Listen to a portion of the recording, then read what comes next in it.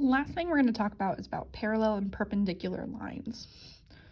You have definitely heard of these before, so quick reminder, this symbol right here, two straight lines, looks like two parallel lines, and that's going to be the parallel symbol. So if you're wanting to do any shorthand in your notes, or if you want to do some shorthand for your work on your homework, that's fine. If I ask you to write a sentence, please write parallel completely. And then the symbol right here is the perpendicular symbol.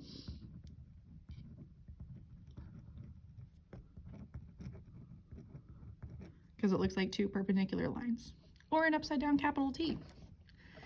Now, what we know about parallel lines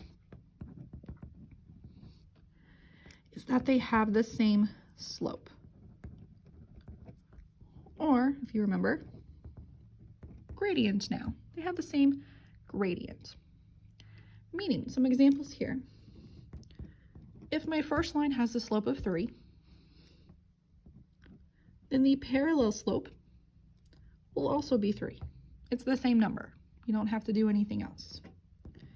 If my original gradient is -1/4, then my parallel gradient is the exact same thing, -1/4.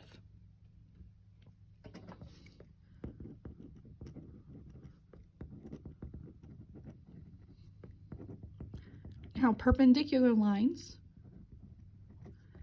have opposite reciprocal gradients.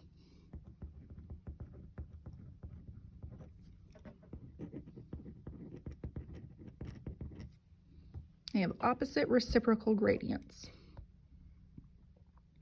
Now, the word opposite refers to the sign of the number, positive or negative, and reciprocal means you flip the fraction, which you should know. So, for example, if my first slope is 2/3,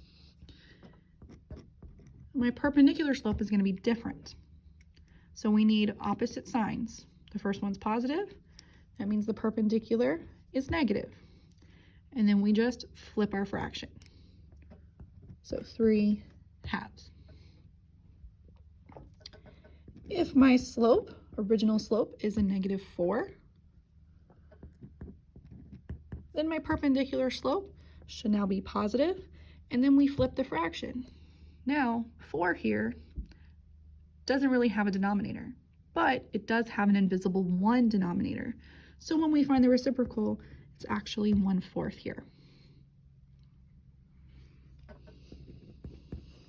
Now, if my original slope is 1/2,